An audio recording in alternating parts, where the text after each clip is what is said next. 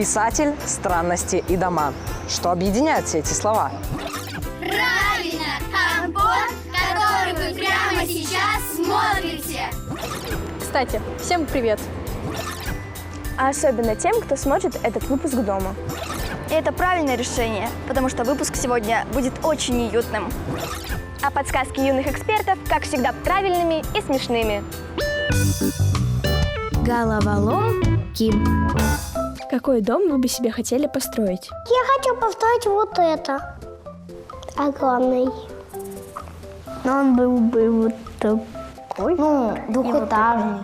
Дом это легко построить. Это просто кирпичи и вот так строить каждый день. Кирпичи сначала металл, потом кирпичи. Нелегко, а сложно. Наоборот, закреплять стены, делать деревяшечки, находить гвоздики. Еще самое сложное крышу делать. И еще красить надо и ставить наверх, чтобы было красивее. У меня из лего можно построить дом. У меня же там есть лего тут. Я бы поставил кресло. Я бы поставил. А я бы диван поставила. Плиту поставил, холодильник поставил, стол, стулья, еще хлебницу. Чтоб снимать чай и блинчики, чтоб из пита есть. Логическую комнату, моего брата комнату, ванну тоже там сверху. С трубой и с крышей там. Фиолетовый, желтый, зеленый, коричневый. Цветочки. Цветочки. Возле окна. Там можно посадить еще, папа там видел в ТикТоке, что если помидоры положить на тарелочку маленькую и что-то красное взять, положить, и она тогда будет быстрее красным становиться. Веранда там, а там домик. Кровать вот тут. Я бы поставила телек, тумбочки, шкафы, диваны. Это была гостиная. Телевизор, качели. А тут диван большой, подушки тут по коврям лежат. Могу большой самый дом построить на Луне.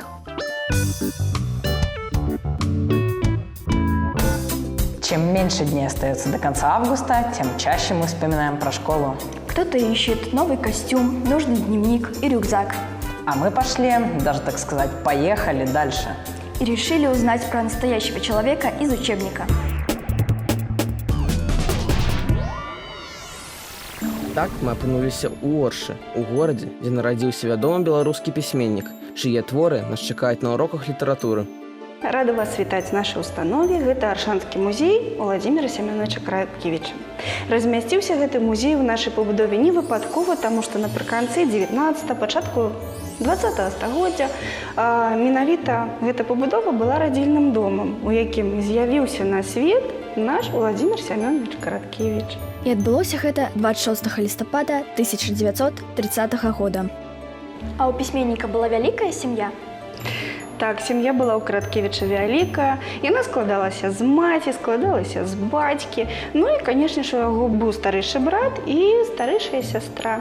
Ці багатымі былі бацькі? На жаль, бацькі былі небагатымі, але ж усё ж такі яны належалі, як інтэлігентная сям'я была. Але ж ёсць цікавы факт, што ўсе дзеці ў сям'і Краткевічаў нарадзіліся ў лістападзе. І гэта не адзіная цікавостка ў біяграфіі аўтара. Хоць на чорна-белых фотаздымках і не бачна, але паверце нам на слова, у хлопчыка былі незвычайныя рознакаляровыя вочы. А чым захапляўся Уладзімір Семёнович в дзяцінстве? У дзяцінстве Краткевіч захапляўся маляваннем. Ёсць два невялічкіх малюначкі, якія былі звязаны з дужа такімі важнымі падзеямі для яго жыцця. Першы – гэта малюначак хаты, дужа важлівы. У 1939 годзе нарэшце сям'я пераехала ў самаручна пабудаваную хату. А другі звязаны з любімай казкай «Тры парсючкі».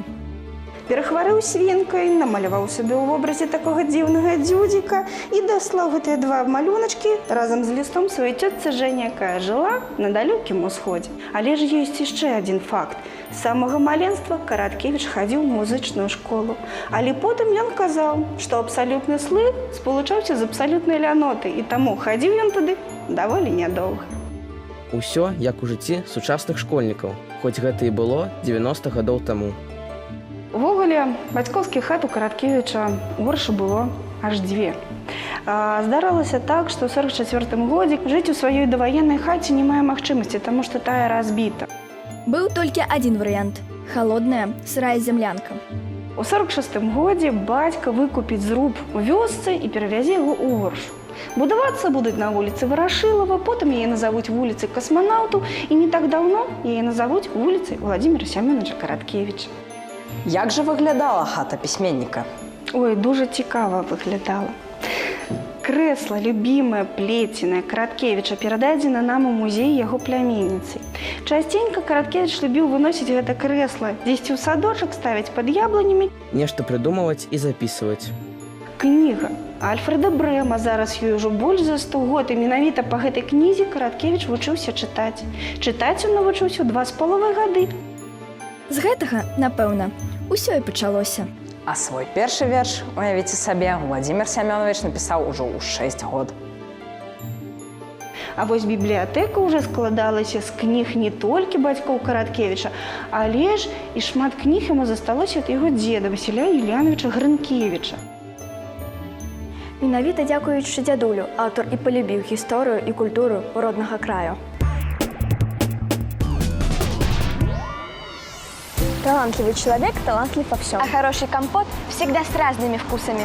Поэтому вместо сюжета рубрика, вместо литературы День странной музыки, который, кстати, сегодня, 24 августа. Не детский опрос. Раз, два, три. Раз, два, три. Так, звук работает, камера снимает. Пора и нам делом заняться. Здравствуйте. Сегодня у нас опрос о странной музыке. Поэтому вспомните, какие звуки в повседневной жизни вам нравятся, а какие, наоборот, раздражают. Монотонный звук капающей воды. Мелом по доске. Самый такой неприятный звук. Не нравится идти вдоль дороги, там, где, допустим, очень много машин или где много людей. Транспортные средства, которые по ночам любят громко мотор включать. Или музыку свою вот эту громко включают. Вот это вот. Когда ты что-то вот по металлу так проводишь чем-то, прям вот раздражают. Очень громкие прям, те громкие писклявые звуки. Да все звуки нам нравятся. Вот только что проходили, там пианино играло. Прекрасно просто. Как поют птицы утром. Мне очень нравится журчание вот ручья. Вот шум ветра. А ветер деревьев нравится. Шум моря очень нравится. Треск костра или камина. Кваканье лягушек на пруду, это тоже очень романтично. И эти самые стрекочут кузнечики прекрасно в жаркий день. Это все успокаивает. Ну, у меня все просто. Раздражает будильник по утрам, а нравится звук дождя и смешные ответы прохожих. Давайте попробуем показать музыкальные инструменты только движениями. Начнем. Гитара. Вот так. Показывай. Прям. Да, вот там, там. Ну да, так трун-трун-трун. Скрипка.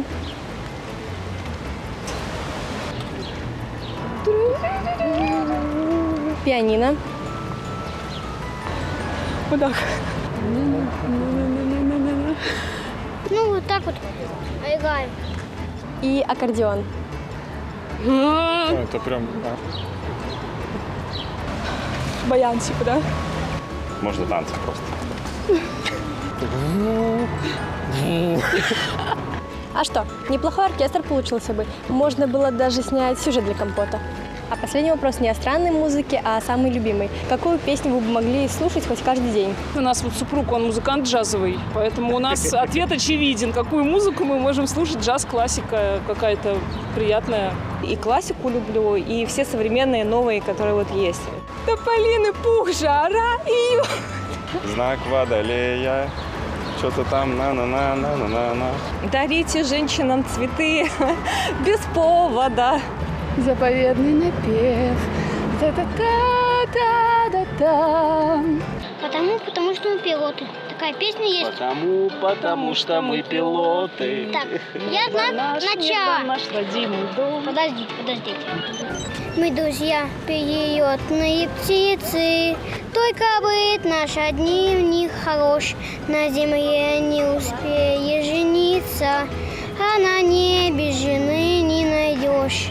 Потому что мы пилоты. Небо наш родимый дом. Первым делом самолеты. Ну, а девушки? А девушки потом. Пишу свои авторские песни и напела бы такую, она называется «Пробач» на разделенной любви. Пробач мяне за ўсё, за цішыню і за маўчанне. Пробач мяне за тое, што не змагла табе сказаць, як моцна я кахаю цябе. Надеюсь, что из заставки компота тоже относится к приятной музыке, потому что сейчас как раз-таки будет одна из них. Уже слышите? Ну, очень толковый словарь. Здравствуйте, давайте знакомиться. Я Ваня, и сегодня я вам расскажу полезные стихотворения. Жил-был компот. Да-да, тот самый, который вы прямо сейчас смотрите. И если вы еще не поняли, то программа эта интересная и полезная. Помогает, например, запомнить правильное ударение в словах. А посмотреть ее можно по телевизору. И тогда время телевизору мы отдадим. На диван приляжем и компот включим. А можно найти выпуски и в Ютубе, но для этого нам телефон необходим. Быстрее мы его включим. И все компотные рубрики и сюжеты пересмотрим.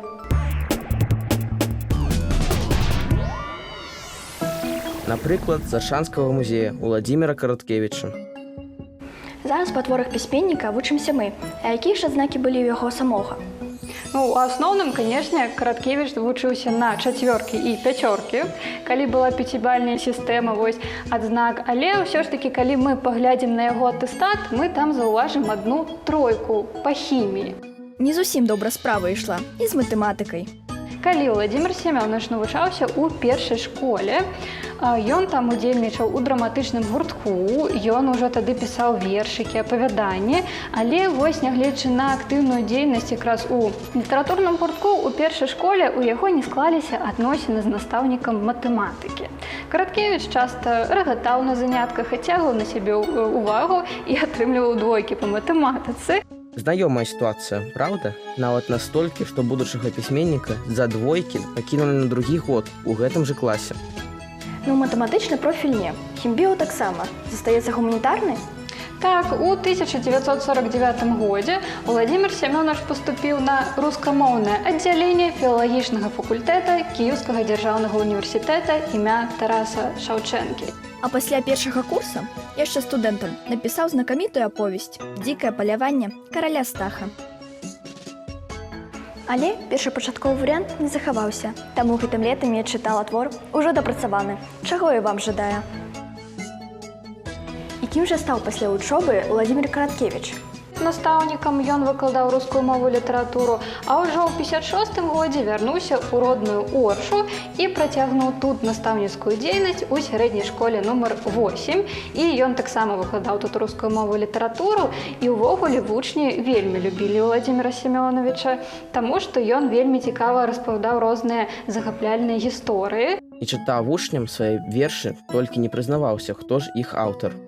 І толькі калі ў 58 годзе ўжо выйшаў першы зборнік вершаў Уладзіміра Семёновича, тады яго вучні і даведаліся, што іх такі незвычайны настаўнік яшчэ і паэт. Як кажуць, сюрпрыз! А дзе ж Караткевіч пісаў свае творы? Можа, у яго быў уласны кабінет? Так, спачатку, канешне, у студэнцкія гады, калі Караткевіч студэнт прыязджаў на лета да бацькоў, ён пісаў свае творы на гарышчы Пунькі, якая стаяла каля хаты. Каб больш зразумела, пісаў на чердаке сарая, а пасля ўжо ў сапраўднай мінскай кватэры. У яго з'явіўся кабінет. І, безумоўна, галоўнае месца ў кабінеце займае пісьмовы стол. Гэта стол-працаўнік, стол-рамантык. На ім заўсёды ляжалі якія-небудзь цікавыя рэчы, якія Караткевіч прывозіў са сваіх падарожжаў, і гэтыя рэчы натхнялі яго на напісанне яго твораў. Также ў кабінеце вы можете заўважыць, вось, напрыклад, дзіцячыя цацкі. Гэта ў нас сабачкі Тохі, якія хоць і былі рознымі, але мелі аднолькавае імя. Тохі – істота, якім пісьменнік мог расказаць пра тое, як прайшоў дзень, што здарылася і хто яго пакрыўдзіў. Але ж аўтар не заўсёды працаваў, мабыць, у яго заставаўся час на хобі. Ён вельмі любіў збіраць цікавыя рэчы. Напрыклад, у яго сабралася вялікая колькасць чорцікаў. Гэта скульптуркі ці, напрыклад, розныя сувенірчыкі. Не толькі тыя, што стаяць на паліцах, але і жывуць на старонках яго кніг.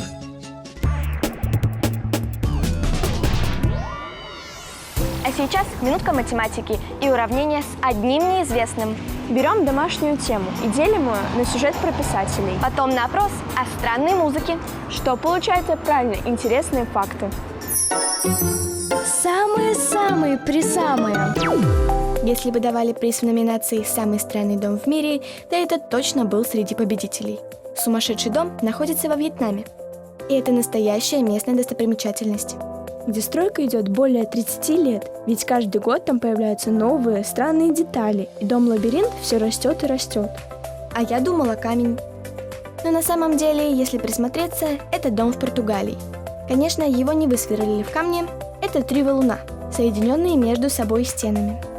Идея построить такой дом пришла хозяину во время прогулки с сыном. Не зря же говорят «мой дом, моя крепость». В данном случае каменная, еще и двухэтажная, со всем необходимым. Панорамная гостиная, банкетный зал, 10 спален, амфитеатр на 500 человек, бассейны, водопады, сад. Что это? Это дом-пузырь во Франции. А это уже дом-планета в Объединенных Арабских Эмиратах. В этом случае удивляет даже не форма, а то, что он передвижной. Построили его специально для того, чтобы арабский шейх в нем мог путешествовать по пустыне. Высота такой планеты 12 метров, а диаметр 20. Внутри дома 4 спальни и 6 ванных комнат. Неудивительно, что дом даже попал в книгу рекордов Гиннесса. Интересно, а в книге есть раздел «Самые классные детские программы»? Если да, то почему мы еще не там?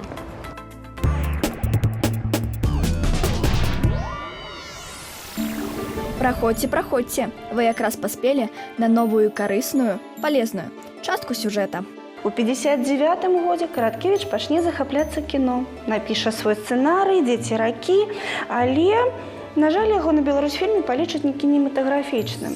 І таму Караткевіч пайдзе вучыцца зноў, але ж ужо на вышэйшыя сцэнарныя курсы. Каб не толькі пісаць творы, але і рабіць з іх цікавыя фільмы. Але ж у Караткевіча, канешне ж, была, і, скажем так, муза, з якой ён пазнаёміўся ў 68-м годзе. Не абышлося і там без цікавай гісторыі, якія бываюць, як кажуць, толькі ў кіно. Агульны знаёмы прадставіў іх адзін аднаму, і тая, у сваю чэргу, спытала, ці маглі б вы напісаць дэтэктыў, такі, напрыклад, як «Дзікае паляванне караля Стаха». Я вось ехала ў цягніку, яго чытала, мне дуже спадабаўся, але ж я не запамятала, хто аўтар.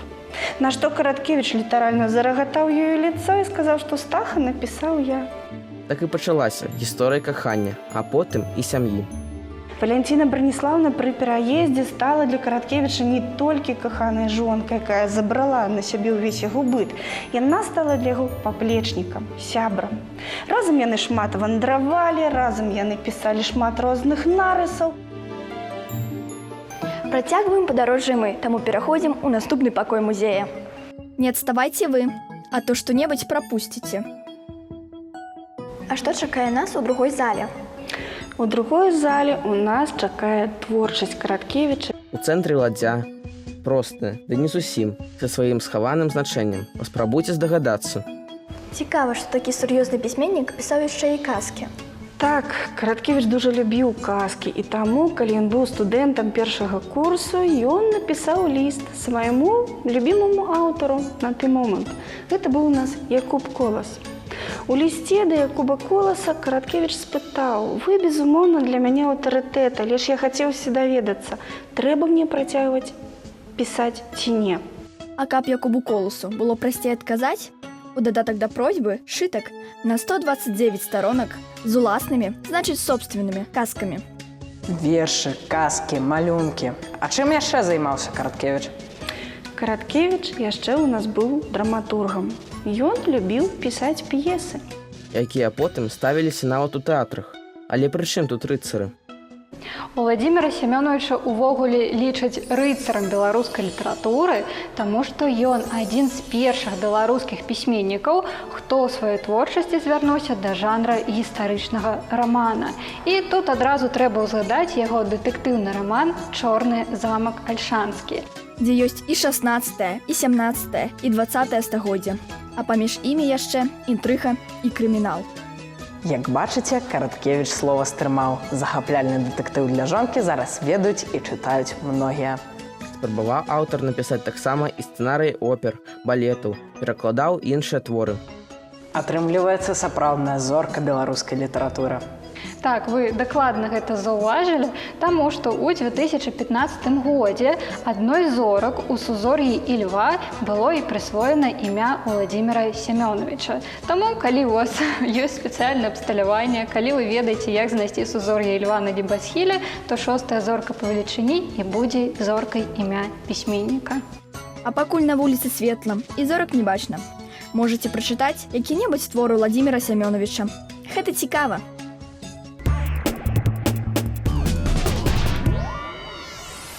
День странной музыки, говорили они. А мы сняли классный новый клип, отвечали им мы. А это мы смотрим, а это нам нравится, соглашались зрители.